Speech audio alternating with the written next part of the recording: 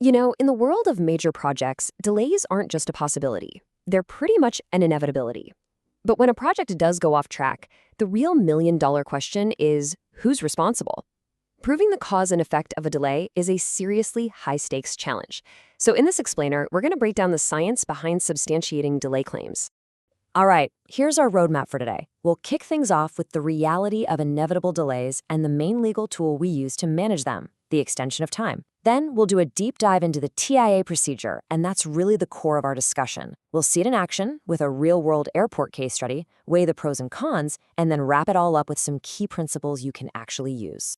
So let's start with the big why. Why is having a formal process for delays so absolutely critical?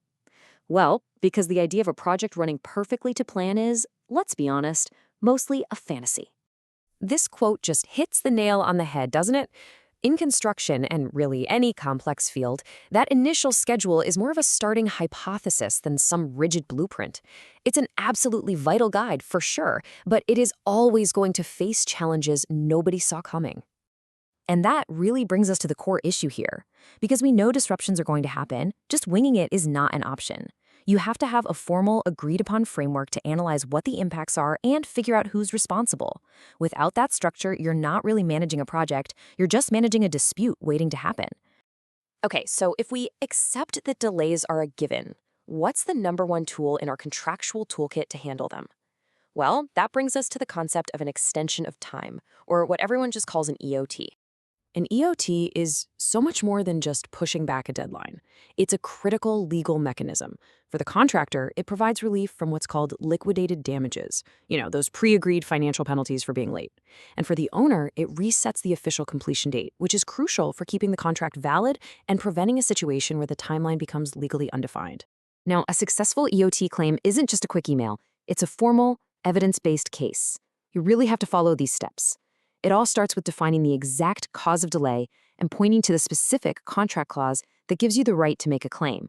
Then, you need to provide precise dates, back it all up with detailed records, and, this is the really key part, show the ripple effect with an impact diagram. Each step builds on the last to create a solid, compelling argument.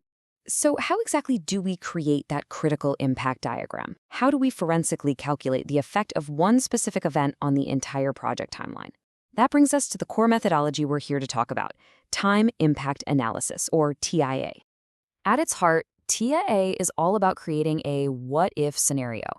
It's a technique that lets you isolate a single delay event and measure its projected impact on the final completion date, all based on where the project actually stood at that very moment in time. And this is a really crucial distinction to make. TIA is perspective, meaning it's forward-looking. Think of it less like a project autopsy you perform at the very end and more like a real-time diagnostic test. You do it when a delay happens to forecast its probable effect. The goal isn't to perfectly predict the future, but to establish what a party is reasonably entitled to at that specific moment. The TIA method is a really logical 5-step process. First, you update progress, basically creating a snapshot of the project right before the delay hit. Then, you run that schedule to get your current baseline completion date. Next, and this is the key step, you insert the delay. This is done by adding a small network of activities, which is called a fragnet, that represents the delaying event. Then, you reschedule again with that fragnet included. And finally, you calculate the impact. The difference between the two completion dates is the delay you can claim. Simple as that. Okay. I know this might still feel a little abstract, so to make it really concrete, let's walk through how TII is applied in the real world. We're going to look at a dispute that came up during an airport terminal expansion project. I mean, this is a classic scenario, right? A huge, complex project with a ton of moving parts runs significantly behind schedule. The contractor claims the delays were the owner's fault, the owner disagrees, and a formal analysis becomes the only way to untangle who is responsible for what. This Gantt chart is the perfect illustration of TIA in action. Let's break it down. See those top bars? That's the original baseline plan. The bars right below show the as-built progress at a specific point in time. Now, focus on that red arrow where a 10-day delay gets inserted. Here's the critical part. Before this delay, the project had some float, a bit of buffer time. Well, this 10-day event not only eats up all that remaining float, but then pushes the critical path out by an additional 8 days. So get this, a 10-day event results in an 8-day critical delay. That is the calculated impact. Now, on a long project with a lot of issues, you can't just analyze everything at once. So instead, the timeline gets broken down into these windows. This table shows you the results of that kind of analysis. Each window represents a different period of time. And as you can see, the delays, which were mostly attributed to the employer, really started to stack up. What began as a 177-day delay in Window 1 got compounded by other issues and ballooned over 400 days by Window 5. This method really shows that cumulative snowball effect over time. So TIA seems like a really powerful tool, and it is. But it's not a silver bullet. Like any analytical method, it's got both strengths and weaknesses, and it's really important to understand both sides of the coin. Okay, let's look at the trade-offs. The huge advantage of TIA, which you see on the left, is that it's grounded in actual progress and it can precisely isolate the impact of a single event. But on the right, the disadvantages are very real. It can be incredibly expensive and time-consuming to do correctly. Critics also argue it's a bit hypothetical, since it is a forecast. But honestly, the most critical weakness is this. The analysis is completely 100% dependent on the quality of the project schedule. You know the old saying, garbage in, garbage out.